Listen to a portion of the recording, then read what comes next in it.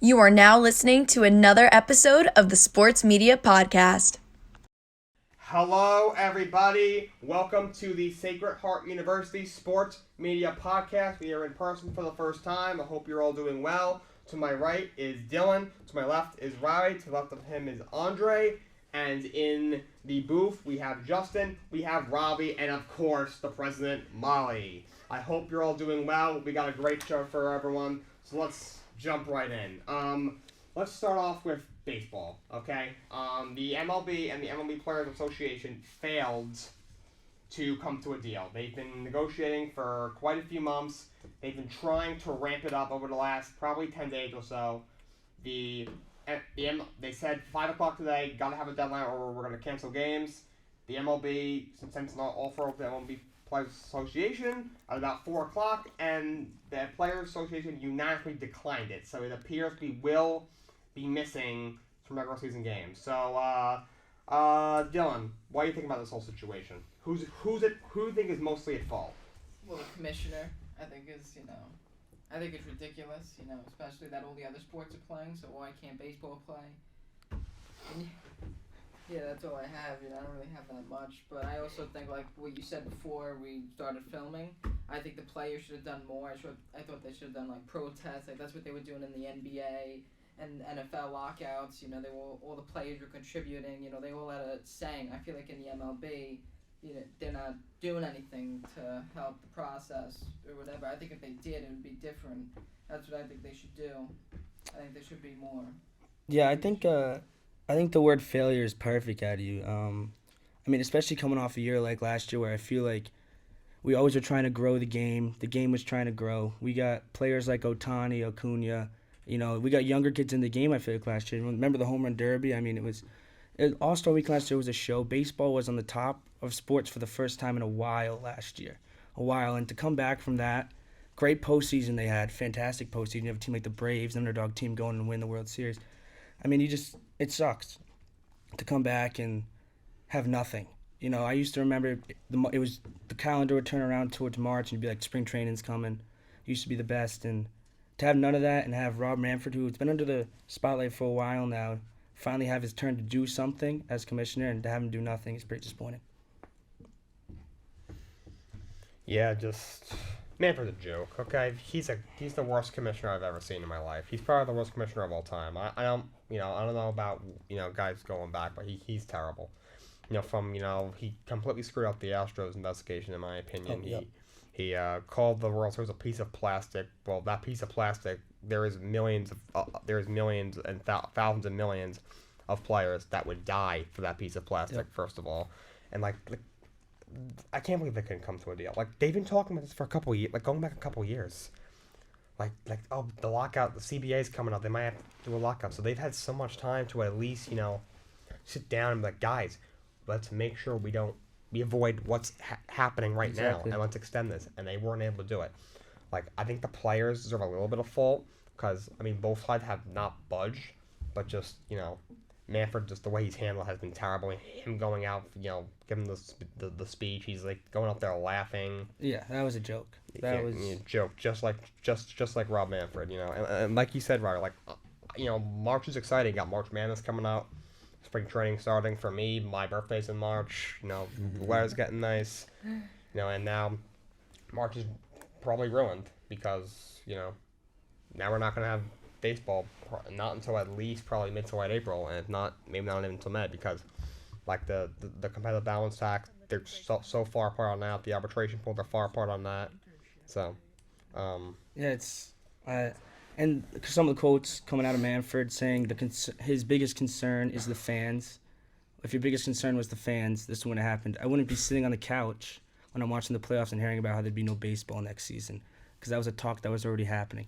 So it's just sad that nothing got done. It really is. Also, too, spring training is to get you ready for the actual season. Without that, it's like the regular season games are going to basically preseason game or spring training. So it's going to take all the teams a while. They need that in-game experience before they can get to the real thing. That's my opinion. Yeah, I think if it keeps going on like this, we don't get a season until June, July at most. I mean, we saw it with the COVID, with the COVID shortened season. They couldn't come to agreement over that, the MLPA and the MLB. And then what are they just gonna have, like 30 games? Like, you know what I mean? It's ridiculous. 30 games, and I think that's what separates baseball and other sports. You play every single day, and I think really the best team wins in baseball. So we'll see about that this year. Yeah, the lockout right here is the real example of March Madness. Yeah. Literally. Yeah. All of the fans are mad at Manfred in March. Yeah, exactly. And, here's the thing. I'm not the biggest MLB guy, but I love the sport of baseball very much, and to watch it kind of...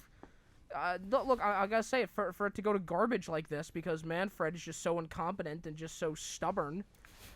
And, I think all he really cares about is cash. That's all he cares about. That's just so baseball, too. Yeah, it is baseball, but...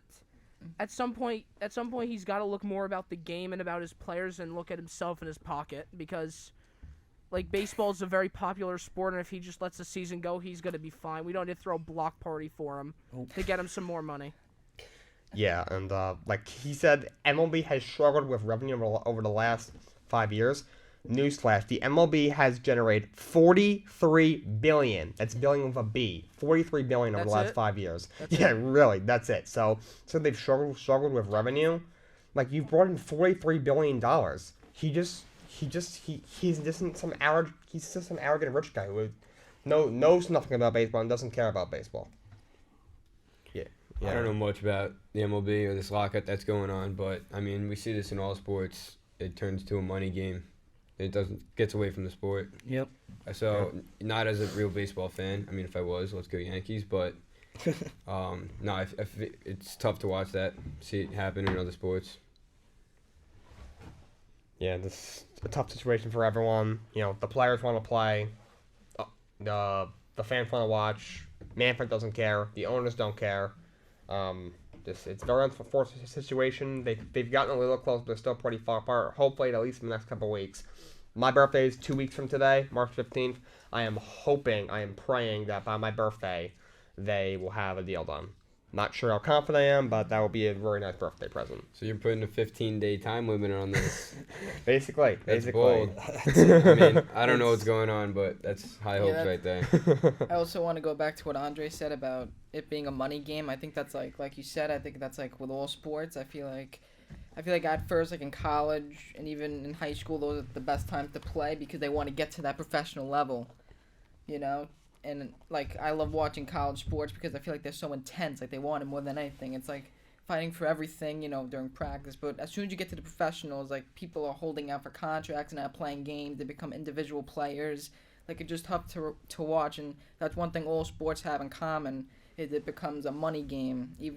Listen, obviously I'm not a professional athlete, but I don't really understand why it's such a money game. They're making millions anyway, you're making more than majority of people on planet Earth. So I don't really see the problem of getting $500 million instead of $30 million. I don't really see, you know what I mean? It's just because, they become greedy like everyone else. Exactly. Once you make more money, once you make money, you want to keep making more money. My question is, and I'm not going to touch much on the MLB, but my question is, last season, because of COVID, they lost so much money. Mm-hmm. No fans, no workers, all this stuff. They lost so much money, no concessions. So why would they want to do this again this season and not you're going to lose money even more by not be opening those 2 weeks? And then I was listening to the press conference earlier, and they were like, well, what about all the workers that depend on an income through baseball? And he basically said nothing. He was just like, yeah, we're going to try and work on this as fast as we can. So I just don't understand that aspect. You're just affecting way more people than just the players. You're affecting the community that baseball literally makes. You're throwing money down the drain. Yeah. Yeah. Just, this situation sucks. Manfred's a complete moron. I like that point Dylan made. Watching college sports is totally different because even if there's drama going on behind the scenes, they're still going to play with that intensity every night because they're trying to make the pros. And you see that with every sports. We see it with hockey. Some guys, they're holding off for contracts. They'll play better right before they got to sign a contract. Exactly. Right after they sign one, they're going downhill. Right. You don't see that stuff in college sports, and that's why a lot of people like it better. Yeah. That's not me, but I totally see that argument. I also think baseball has one of the best off seasons in all sports. I think the big signings are really cool to watch. I don't know if you know the winter meetings, Right. but I love baseball's off season. You got none of that, none of the big signings, none of the hot stove stuff, none of the trades.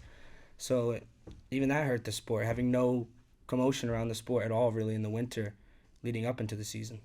Yeah, and that's one of the things with the lock of that like the offseason was in full swing. People were spending money like never seen before, and there's still so many free agents. Carlos Correa is one of the best shortstops in the game. He's still available. There's so many guys. Clayton Kershaw's a future Hall of Famer.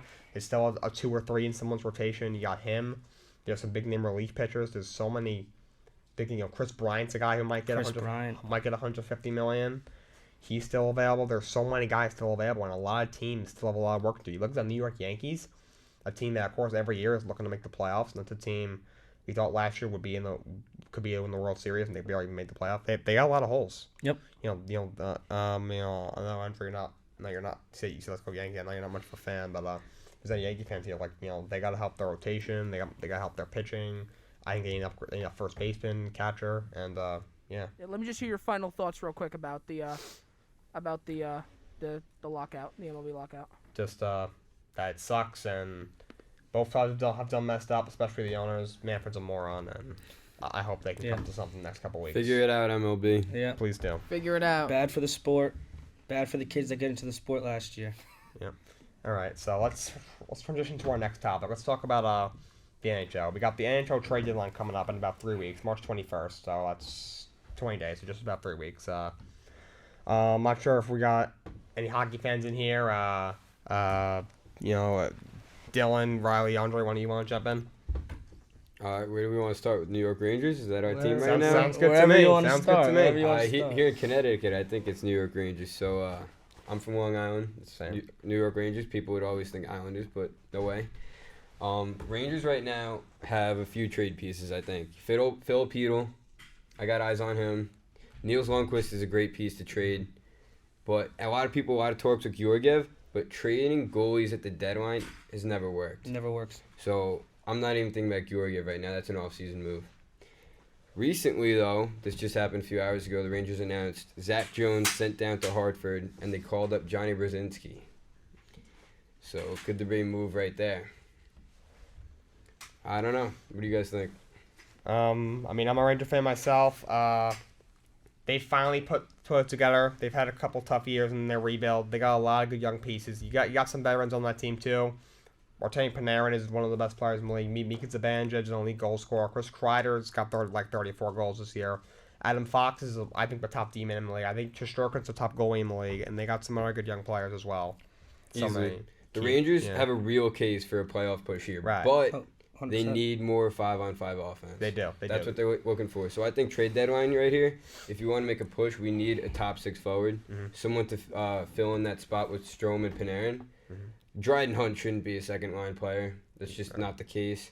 Phil Peedle, he's going to fill in third-line center. They've had him playing in practice today, power play 2, and they had him in the lineup, so it's looking like he's going to play tomorrow.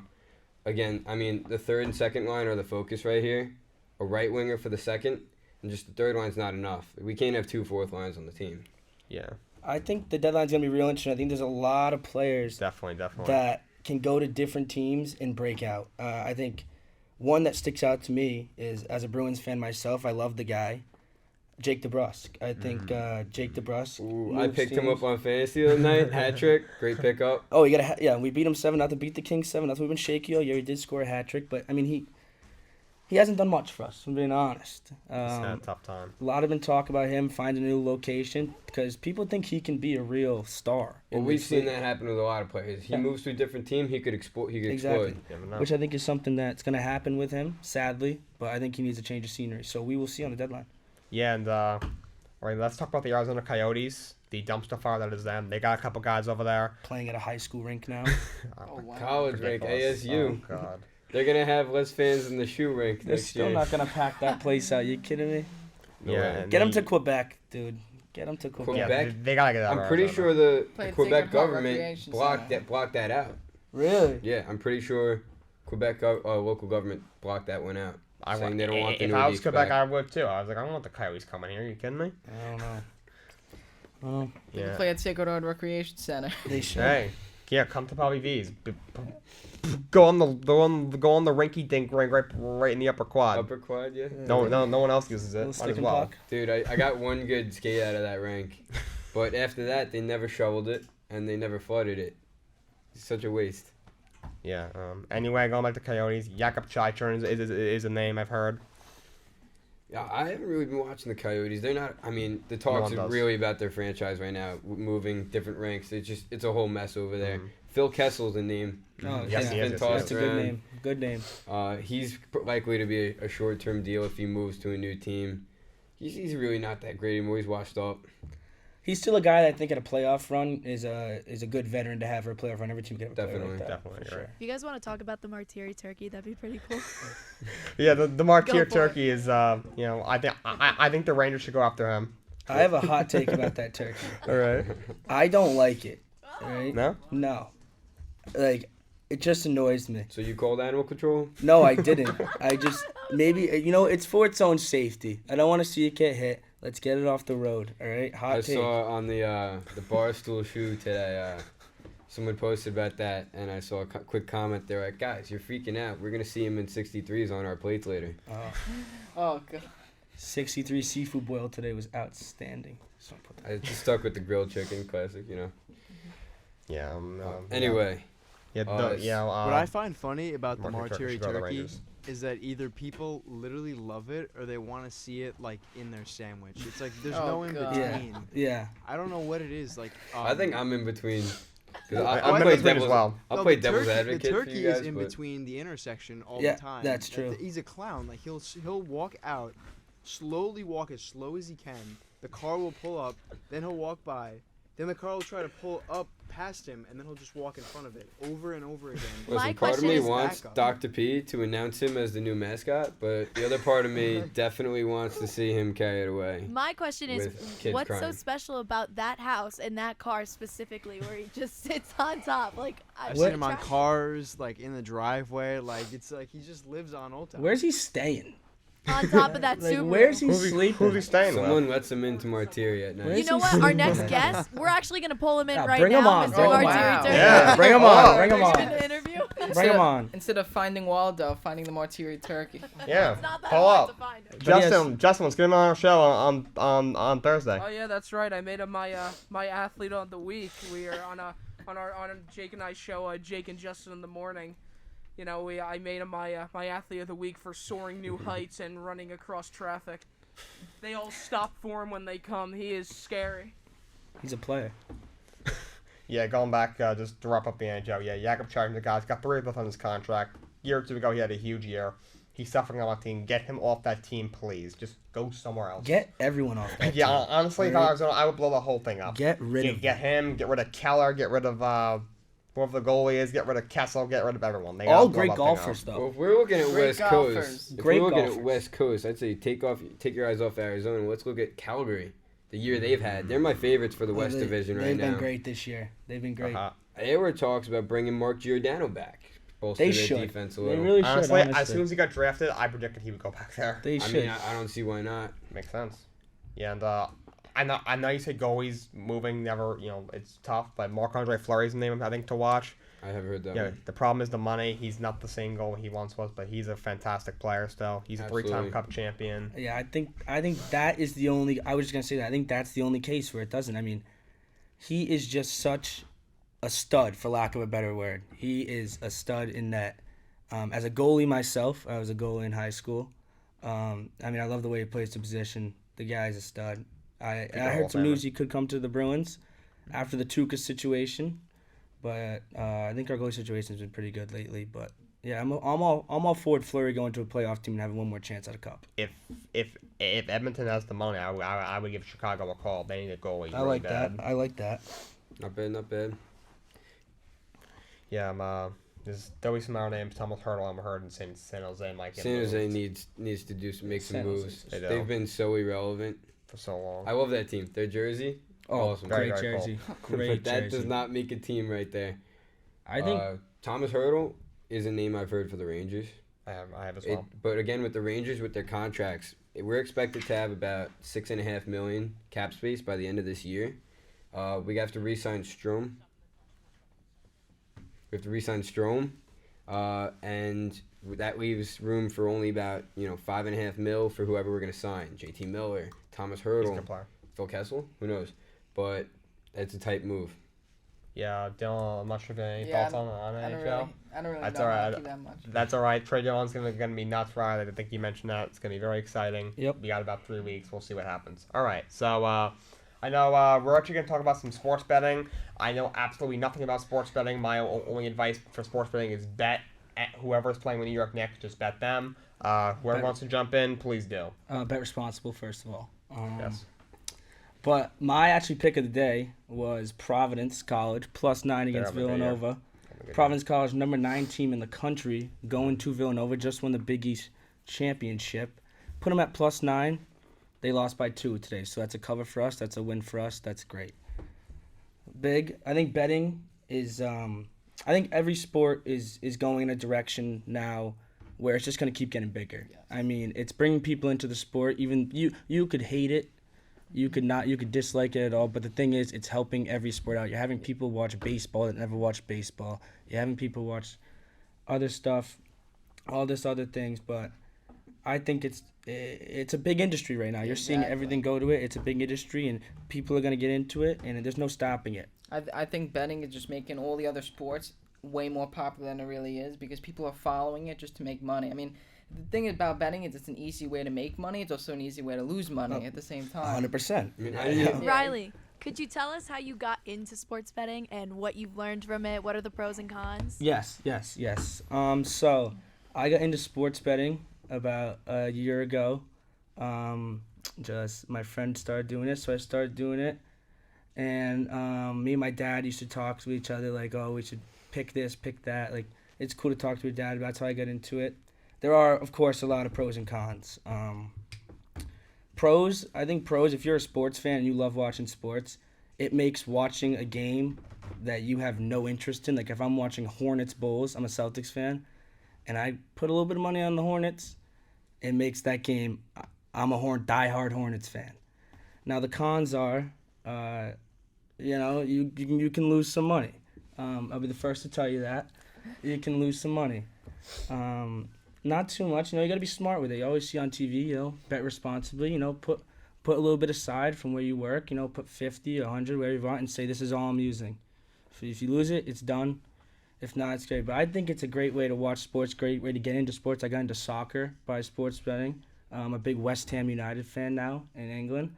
So I think it's a great way to get into sports, especially college sports. I love betting on Sacred Heart. Go Piles. What's a piece of advice that you would give someone going into sports betting? One piece of advice is when you get into sports betting, it's very intriguing to do parlays. If you don't know what parlay is, it's if you put you can do 2 to how many games you want into one bet. So you can put like 6 games into one bet.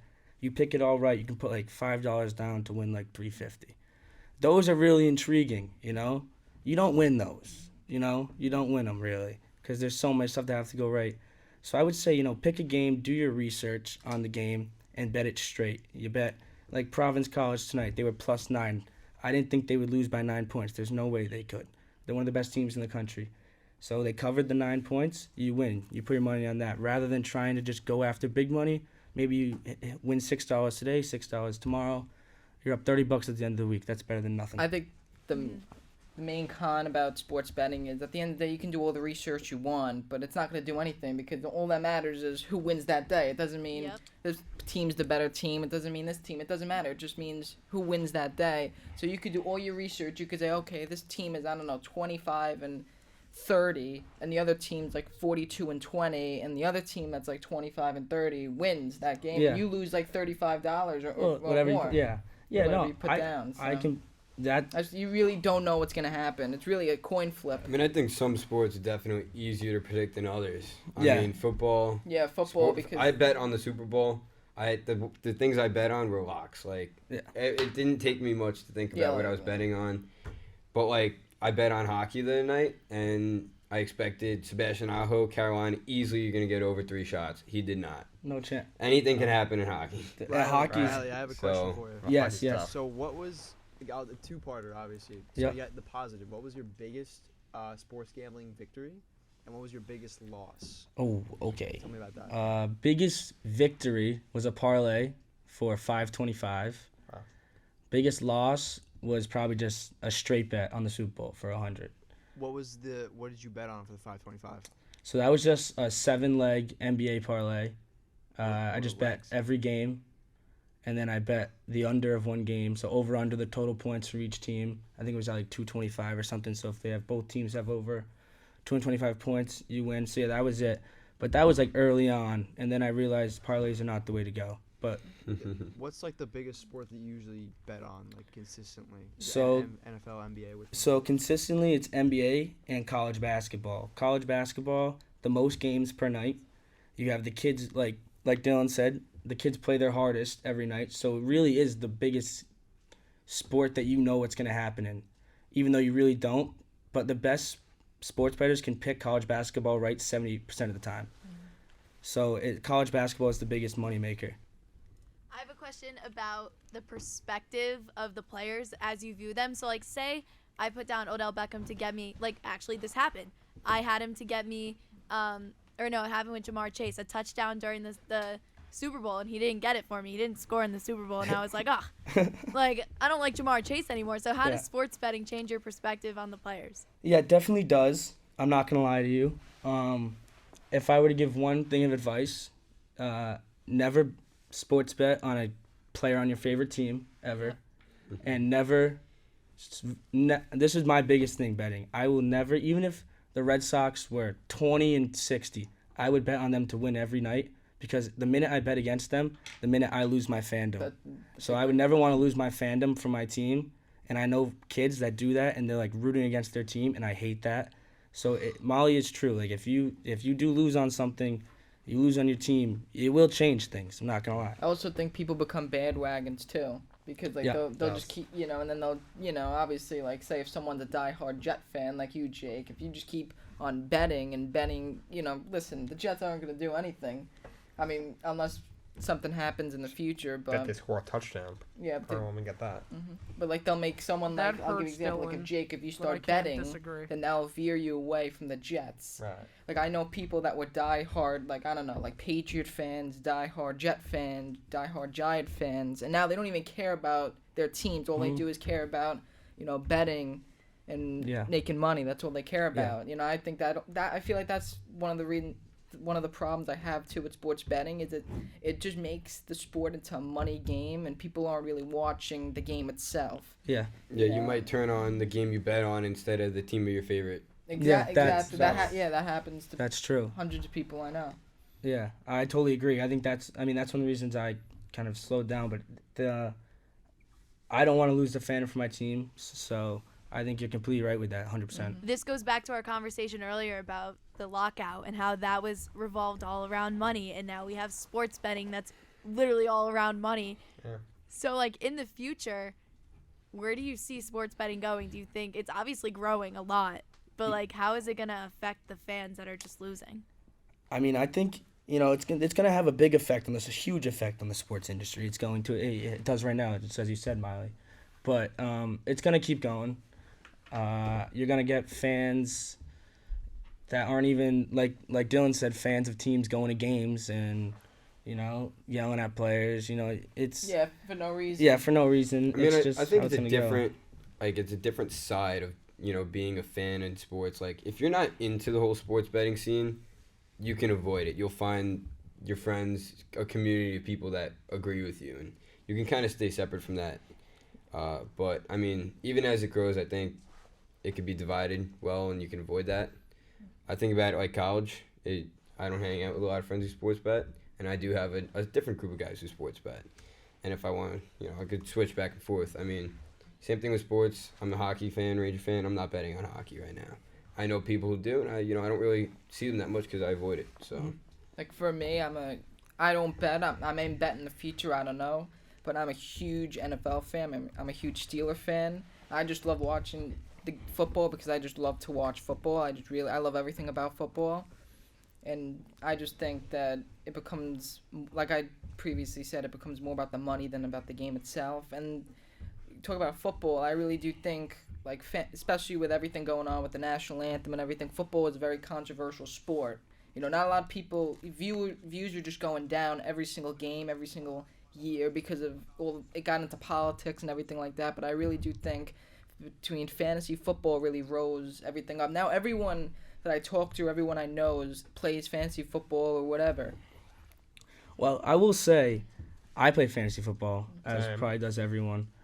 That is sports betting if you really want to think about it. It is. It is. Yeah. If you put money on It it. is. No, yeah, if you put money. How much money It you is. put on a season of fantasy? Well, What's your league fee? $15. Yeah, it's not bad. That's like my fantasy hockey league. We put Yeah. $15. So like that is sports betting Yeah, if you yeah, want to you're think right. about it. There's all stuff, different stuff. I will say back to Molly's point with the way that sports are going. We don't know what's going on behind the scenes. The insider trading, who's been. Exactly. There's 50 players on an NFL team. You don't think any of those players in the Super Bowl put money on their team to win the Super Bowl? I mean, if they get caught, If they get caught, there's yeah, a but lot against them. Also, Could too, I get just the league. Would you? I just want to say. Would you bet against your team in the Super Bowl? would I? Yeah, man, Imagine- 100%. yeah, I would. betting against your 100%, team. Joe Burrow betting the Rams to win the Super Bowl. Wow. Especially if I was a bench player. If I was a bench Oh, player yeah. and I had no outcome on the game, like no effect on the outcome, yeah, 100%. Apparently, rumors came out now that coaches and players are getting paid to, what's the word I'm trying to use, like, tank Well, games. Well, you That's know, what's going on. you heard about I think that ridiculous. happens all the time. yeah. Honestly. Well, you hear about Tim Donaghy, who was Oh, the God. ref in the NBA in Oh, the yeah. 1990s that bet on games and fixed games. So this has been going on. For Few There's, months- 30 there's years. definitely in every A few sport. months ago, Evander Kane's wife made Oh. some serious accusations Oh, wow. against him Yeah. that right. he was betting against his own team and blowing games. yeah. Meanwhile, he was having his career high year. Yeah. I feel like That sounds like a I feel marriage like there's problem. always like those I mean, the refs. NHL did an investigation, said nothing was proven. But I mean, you guys think it happens for sure? I Oh, guess. I mean, 100%. first of all, I think this happens all the time. I don't think. Yeah, I think like- it's been like going on. I'm You talk trying to about Tim say. Donaghy. I think it's been going on for a long time. Yeah. Yeah, I- there's, 100%. there's always those refs that definitely do. I mean, it's easy money for them. Like, you know, it's like, Yeah. okay, they could favor one team and you can make like $200. You know what I mean? Yeah. Especially in, I feel like every sport, when they have I don't know about the refs. I mean, would you really, as a ref, bet? I mean, As a ref, I I wouldn't. ref hockey, Oh, yeah. and there's All an day. integrity to doing what you do. Mm-hmm. And if you show any form of favoring another team, Oh, even yeah, behind yeah. closed locker room doors with your partner, it's just a no-no. Especially- I can't do that. Especially as a ref at that level too. You're making 100. I feel like it'll be too You're already obvious, making too. money doing Yeah. that. There's Remember no Tim reason. Peel? All right. Before we wrap up, I have one quick question. Now that sports betting is legal in a lot of places, should Pete Rose be in the MLB Hall of Fame? Yes. Yes. 100% yes. 100% yes. Always been a yes. I agree. I think it's a yes too. Sports betting is here to stay, and I think it's for the better. I think with sports betting, you kind of just have to accept it. Yeah. I mean, and you guys were talking about fantasy football too before, and I think a lot of the appeal of things like sports betting, parlays, betting on individual player touchdowns, it's kind of, I think, because as fans, and I can speak on this personally, that like we want to be involved in the game. We want to be more than like a bystander. We want to be in that game. We want to feel like with fantasy football, you feel like you're a GM. You feel like you're literally playing the game when you watch. You're like, oh, Yep. Tyreek had 3 touchdowns. You kind of say it to your friends like, yeah, I had 3 touchdowns today. You're Yep. the same thing with sports betting, right? Riley, you probably know. We like, won. Yeah. If you bet on a parlay, you hit. Like Yeah. you said, parlays are hard to hit, but Yeah. if you say, hey, like I hit a parlay, you feel like you did that. So I feel like that's why it's a part of the game, and I think as long as it doesn't intertwine with the actual game, and then it is only a fan experience, then it's fine. And that's why like Pete Rose, the fact that he is not in the Hall of Fame is I think I strongly disagree with that. Yep. 100% agree with that. Yeah. I don't know if you guys have any other thoughts on sports betting. I mean, I agree 100%. As long as it's a fan experience, keep it away from the players in the game and whatever. Definitely. You don't have to Exactly. like it or don't. It's part of the game. So For sure. keep it around. Be smart. Yes. That's Yeah. be smart. for better. Be smart. Be smart. smart. You know. Be You know. smart. It's very easy to get addicted to it, and yeah. That's all I got on that. All right. So let's talk about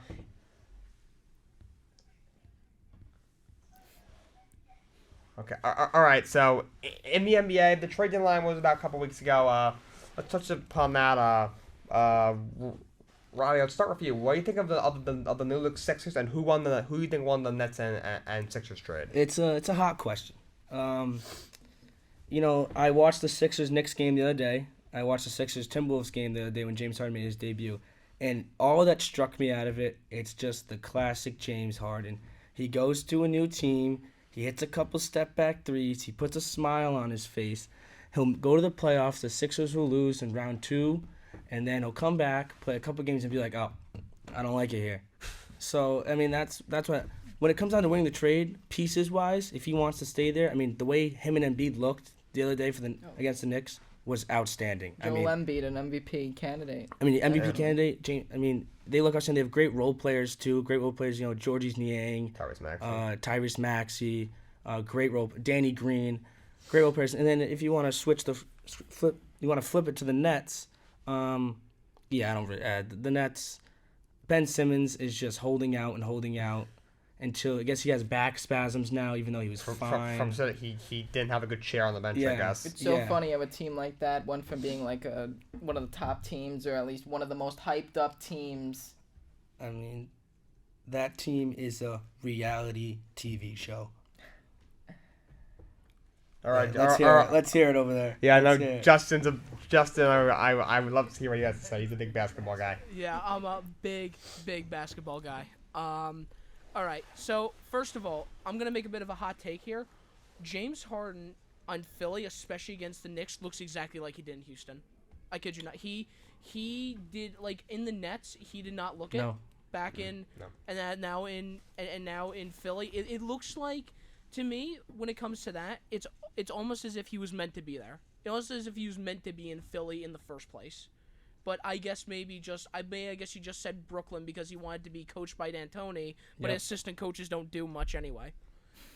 So, I know there's a big question of, who won the trade. The answer, Philly, by far. 100%. I'm not even going to question it. Let me first explain one thing. Ben Simmons stinks. He is a point guard getting paid $40 million a year who can't shoot anything outside of 2 feet. He's a good defender, but when you're a point guard, you need to you need to have more than a layup. Because he has no mid range, no free throw shooting, atrocious 3-point shooting. I mean, and on top of that, my only concern is that the Nets are going to end up deferring to him, and they're going to put him at point guard. When in reality, you could probably move him to small forward and put a guy like maybe Cam Thomas at point guard along with Seth Curry / Kyrie Irving, when Kyrie Irving's playing part time. Yeah. Because Cam Thomas is playing pretty well on his own right. Also, Andre Drummond immediately made that trade a bust. It was like he does absolutely He's a playmaker. Nothing. Yeah, I guess, but ever since he left Detroit, he has not done anything. No, does anyone remember Cavs Andre Drummond? Oh my God! I don't. Most unmemorable experience I've ever seen in my life. This was a great pickup and almost a massive steal in my opinion for Philly. Yeah, and Brooklyn's an interesting team. Right now they're banged up. Kyrie can't play full time. Durant's out. Joe Harris is out. Ben Simmons is out. But they are getting healthier. Durant's probably going to be back in a week. Kyrie's going to be able to be full-time probably in a week or two. New York man that's coming off soon. But, I will say, though, when that team gets to full strength, I mean, they're not a pushover, certainly that team. I mean, that team is dangerous. Even if Ben can't shoot, you put Ben out there with Kyrie, KD, Joe Harris, Seth Curry, that's 4 shooters around him. I mean, he's a playmaker. That team's dangerous if they're healthy. But they might miss the playoffs. So who really knows, But I think there's a lot of other great things going on around the league, especially. I mean, you saw John Morant's performance last night. Oh, my God. What a performance. 52 points. John Morant's my MVP. Oh, he's got to be. He's my MVP. He's up there, Did you guys see that poster they did on Jakob Perl? He ended that man's career. Dude, it was nuts. Jakob Perl has a family, dude. Nuts. And he just destroyed. He had a family, He needs one big Band-Aid all over his body because everything hurts after that. What a breakout year for him. I mean, I feel like he broke out last year, but he really, truly came to his own this year, I feel like. And then I mean, you saw the other MVP I was thinking a couple weeks ago. I was always like telling everyone, I was like, DeMar. He kind of fell off a little bit. I mean, he's still playing great. Still playing great on that team. But yeah, I think Jaws have a favorite right now. Yeah, definitely. He's up there. My favorite's Jokic, but I think Ja's got to be top 3 or 4. You know, Embiid's probably up there. Maybe DeMar, like you said, he's fell off a little bit, but Ja's easily top 3 or 4.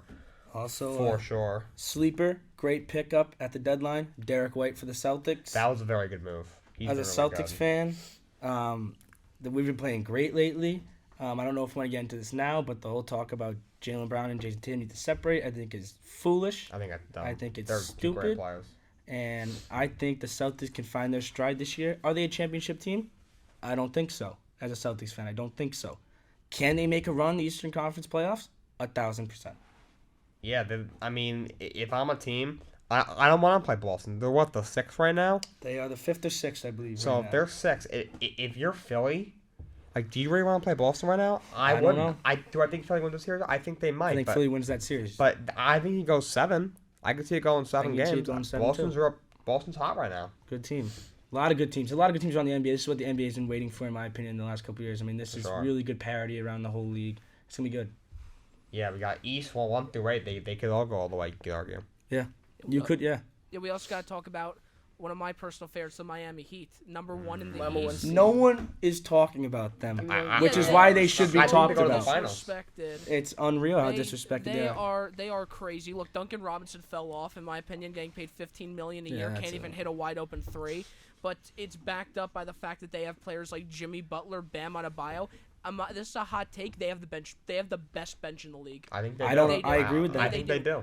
Gabe Very Vincent, deep. Max Strus, bro. Max Strus is a stud. Omer Yurtseven, when he had to play, when he had to start because Bam and Dwayne Dedmon were out, he's a stud. Is Udonis Haslam still talking trash on that bench? Or I think I think he he's is. still They should there. just He's make him an there. He's assistant playing. coach. He's Yeah, getting paid $2 playing. million to sit on the bench. yeah, I love that out of him. Yeah. Guys, probably made $5 million plus the last Yeah, 5 years. I just probably talking played trash. 20 total minutes. And Eric Spoelstra has done a great job with that team forever. He gets no credit.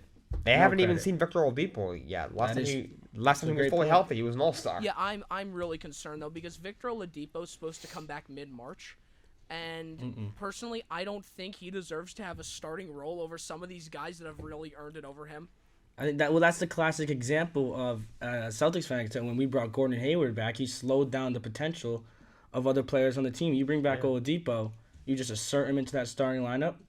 I think that can slow I think down. he comes off the bench. I don't know why you put him in the lineup. I would say he plays maybe 10, 12 minutes at first, and you ramp him up. I don't really see him getting over 30 minutes at all. I agree There's with no that. reason.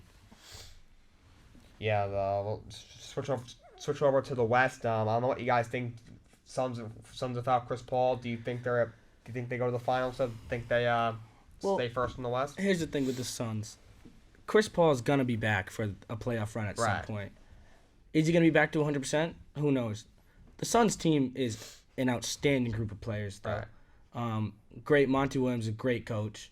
And I think they can make another run, and I think they are still a championship team. I was watching the game with the Jazz the other day. They couldn't perform down the stretch without Chris Paul. He's their ball handler down the stretch. But Devin Booker is, in my opinion, a top 10 player in the NBA, and I think they'll be fine. I think so. I think so too. They're a great team. Like you said, they got Book. They got Ayton down low. You got they got some good bench players. Cameron Payne. Sarge might be hurt, but when he's healthy, they got him. Cam Johnson. Cam Johnson, Jay Crowder. They got Yeah. Mikal Bridges is an excellent player. Mikal Bridges is a great player. Brilliant D guy. How about JaVale McGee giving them some minutes, too? He's got a good year, in my opinion. Yeah, they're still a title contending team with or without Chris Paul. And like you said, he'll be back probably even before the playoffs. Speaking of the West here, I got a question for you. We got to discuss the elephant in the room here. The LA Lakers with a capital L. I want to God. know, because everybody knows they stink. They stink this year. But I really want to know from you four, who do you think is the problem? LeBron James. Wanna think about that? LeBron James. Okay. Now, there's a lot of problems in LA. First of all, one of them is not Frank Vogel. Stop blaming him, okay? Russell Westbrook is probably the main problem, I would say. Number one, he's been god-awful. Number two is Anthony Davis. The guy's got to stay on the court. He's got to stay on the court. Yep. But number three is LeBron James. Okay, I don't give a crap what LeBron James' numbers are. I don't care if he's averaging 29, 8, and 6. I really don't care. when you're 27-33, he might as well be averaging 2 points a game. By the way, if LeBron was averaging 2 points a game, he still wouldn't get any blame. Just saying. Just got my 25. Hashtag a kid from Akron. Hashtag Yeah, but hashtag also, Jason like, Kareem. The greatest. Like, all right, I understand LeBron is 37 years old. I understand that he cannot carry a team. It's not like the 2016. Like, obviously, I'm not expecting him to do what he did in 2016. He takes a team, you take him off as a bottom 5 team and take him to the finals. I don't expect him to do that, but they have a group of veteran players that I think LeBron should be able to really carry up. And, like, to be 27-33, that's embarrassing. He needs to really step up. He needs to be their leader, and he's not doing it. And, like, you see, against the Pelicans, they lose by 30. Yep. He had, like, 8 turnovers, and, like, everyone's talking about, because Russell Westbrook had 9 turnovers. Let's talk about LeBron had 8 turnovers, so well, I do think he's at fault at least a little bit. I think I am not the biggest LeBron fan at all. Same, but I can't stand that I guy. think I think Frank Vogel is getting swept. I know you said you don't think he deserves much of the blame. I think he does. He's getting swept under the rug, in my opinion, a little bit, just a little bit. I mean, any other coach puts out a team like that, it's not performing like that. They're not. They're getting Look at Thibs. Dude, I don't know. I mean, I don't get a young guy in there that can talk to LeBron. I mean, who cares if LeBron's the head coach, Tyronn Lue comes in there, gives him a championship. I just don't think Frank Vogel's the guy for a job in that market in Los Angeles with those star players. He's just not the fit, and that also just piggybacking on that, their bench is awful. So, like, you can have all the star players you want on the court, all 5 of them. Their bench is atrocious. So, yeah. I mean, what do you expect out of a team like that? I expect their record. Honestly, when they brought Westbrook in, I laughed. I didn't think that was going to work. Did I think to be this bad? No, but I didn't see him being higher than the 4 or 5 in the West. I didn't think that would work. I don't know if you saw LeBron's tweet when actually they got Westbrook and Carmelo, and he was like, keep doubting on my guys. I don't know if you ever saw that. It was like one of the funniest things. I want to find it now because it is hilarious. Cause it's funny. The public keep talking, right. LeBron. Keep talking. And this Stay this off thing, Twitter. Yes. Yeah, and also LeBron's going out. He's complimenting the Thunder GM things he's done. He's complimenting all these people. He's saying, "Oh, I want to finish with my son. I want to go back to Cleveland." Like, how do you think like the rest of the team feels? How do you think Malik Monk feels? How do you think Austin Reeves feels? I think he thinks he runs the NBA. He thinks he does. And he needs to shut up, LeBron. He needs to shut his mouth. He needs to shut up and play basketball. I'm tired of the guy. I don't like the guy at all. This is why I don't like him. Like, he I just don't like he should take at least somebody. Like, there's a lot of problems. Russ being washed up. AD not staying on the court. Like I said, I think Vogel. I don't think he's done a fantastic job.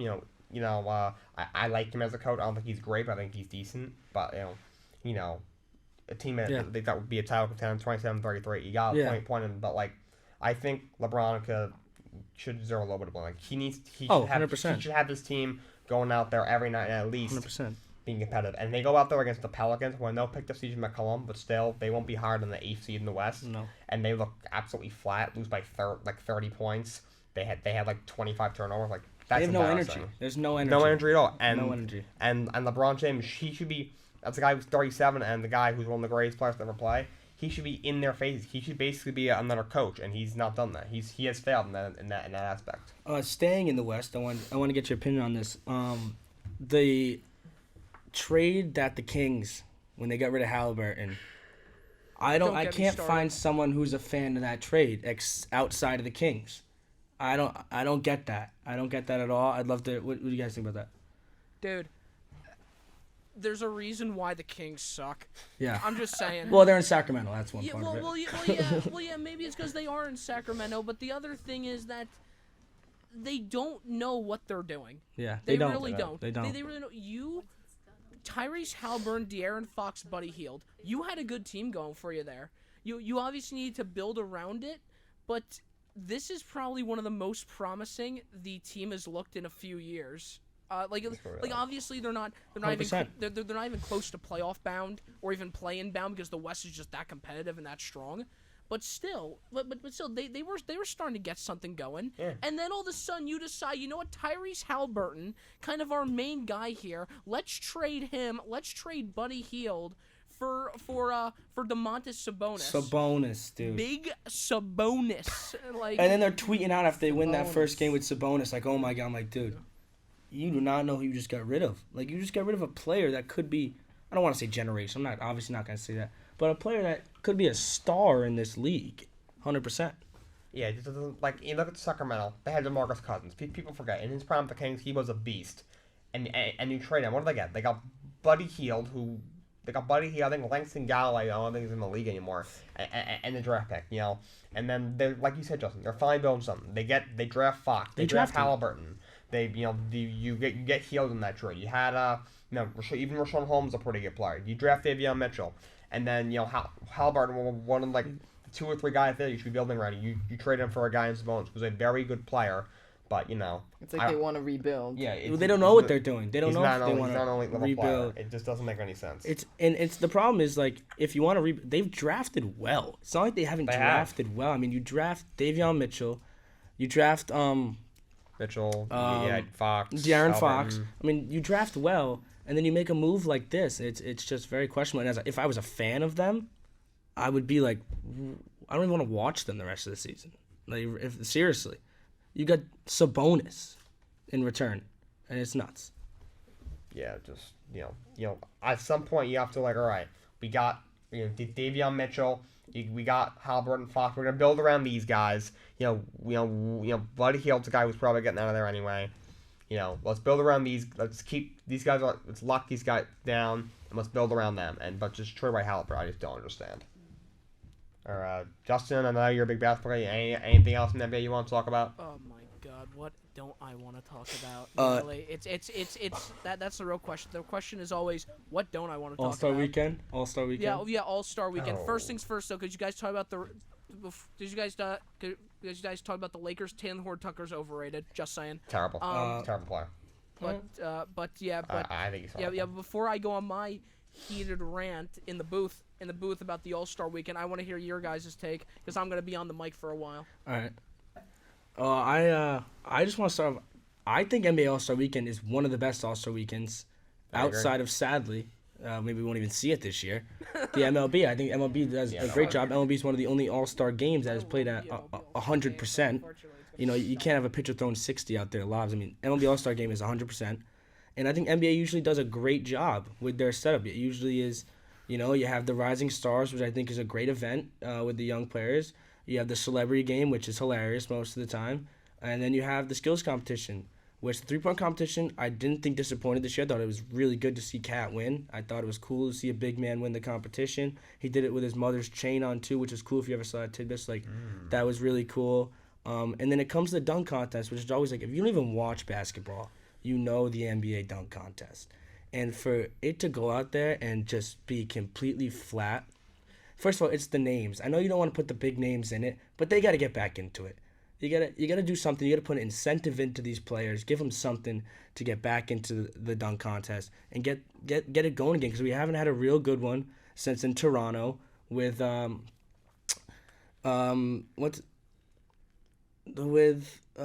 Carter? No, in Toronto with Zach LaVine and Aaron Gordon. That was fantastic. We haven't had good one since then. I don't know, brain freeze. Yeah, but that's just my take on it. Definitely can be better. It's pretty sad that the second best sport in the country right now, media-wise, is having an awful All-Star weekend. The game too. I thought it was like they're not even trying. It's Yeah. like, you know what I mean? It's First like, half, oh sure. yeah, they're like not even like guarding them or whatever. They're just taking 3-point. Oh yeah, he's got it. That's why it was so high scoring. I will agree with that, but I do think the stuff they put into the game with the ending now and the stuff, it makes the last bit of it really interesting. I like it. And then seeing Curry go off for that, I was interested in the game. I wouldn't lie to you and be like I didn't not enjoy the game. I enjoyed watching the game. I thought it was a good game. I just thought it wasn't like a real NBA game. Like, yeah. I completely agree with you there. I mean, the dunk contest. The dunkers in the first round were 7 of 25 in a dunk contest. In a dunk contest. Jalen Green went 1 of 9 in the first round. Like, if it was a missed dunk contest, this would have been fantastic. But that's not what it's a dunk contest. You have to actually make the dunk. Like, and also, like, you should get 3 tries. Like, if you drop the ball, that should still be a try, man. Yeah. Worst dunk contest ever. Obi Toppin, congrats. Not really. Ain't no stopping Obi Toppin. Yeah, he's a great player, but I love him on my Knicks. They are terrible right now, but, that dunk was terrible. Good for Cat. It was a bit of a surprise, but he was good. Skills competition was good. But the All-Star game was good. What Steph Curry did was incredible. Nuts. But, I'm gonna go Justin, see what his take is Can't wait for this. on the weekend. Oh God. Okay. So I'm just gonna first talk about the best one, the All-Star game. Yeah, started slow in this first half. Second half though, Steph Curry's a beast. Really, I mean, honestly, that's kind of his whole career. His whole career is to put on a show, and that's what he does every single night. And he did especially in the All-Star game. He was only 2 points away from beating the all-time All-Star scoring record. I got scared though when Adam Silver announced All-Star MVP because he's like this person goes to a very experienced All-Star. I'm like, they're gonna give it to LeBron. If they gave it to LeBron, Yeah, Oh my god. yeah, like And it was LeBron's in Cleveland, last which I shot was was worried, really too. good, but it wasn't something so amazing. Anyway, let me dive into this. First things first, Celebrity All-Star Game. I always find that funny, but if I have to watch Myles Garrett shoot a 3 one more time, I'm going to cry. that dunk though. Yeah. That was a a nice great dunk. dunk. He had a great block. Yeah, it was a great dunk, a great block, but even Justin Bibbs, the newly appointed Cleveland mayor, played better than some of these other guys. MGK was Yeah, and How much of a MGK, and he's Oh, he was out there. and his basketball skills is just as trash as his music.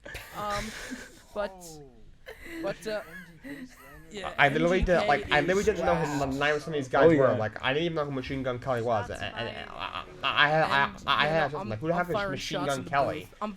I was very concerned by that. His name was Machine Gun. I was like, Yeah, yo, what? I am just firing shots in the booth right now. All right, so let's talk about Let's talk about All-Star Saturday night.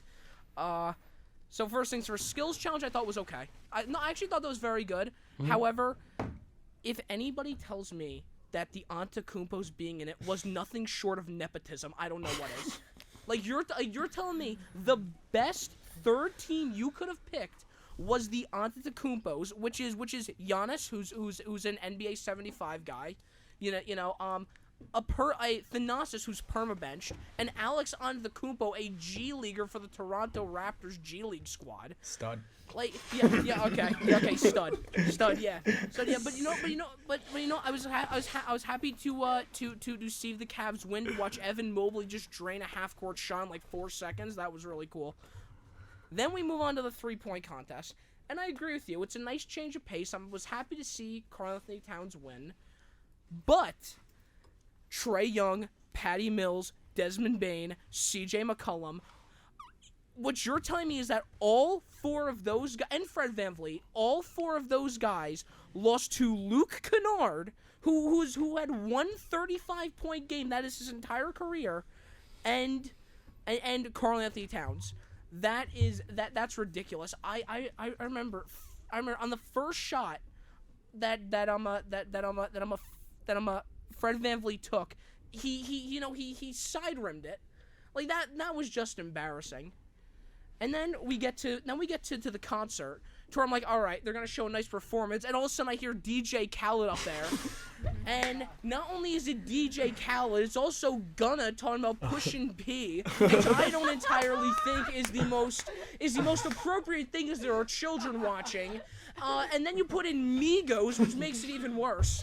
And then and they says, oh, the greatest rapper alive, Lil Wayne. Lil Wayne. I am not. Whoa. Lil Wayne is one of the best rappers. He's of all one of time. the best, but not the greatest. Not the greatest of all time. Not even close. And I wouldn't say that you're pushing P if you don't want Gunna in the All-Star. That is true. That is I'm not true. pushing P. No, That I'm is not true. Pushing P. No, I'm not pushing P. I'm not too much of a fan of pushing P. No, I'm good. No, I'm good. And then they bring in Mary J. Blige, which is all right. And then they sing, All I Do Is Win, which is a banger, with Ludacris and T-Pain. But I'm like, okay, surely it cannot get any worse, because it's just a waste of airtime. And then all of a sudden the dunk contest happens.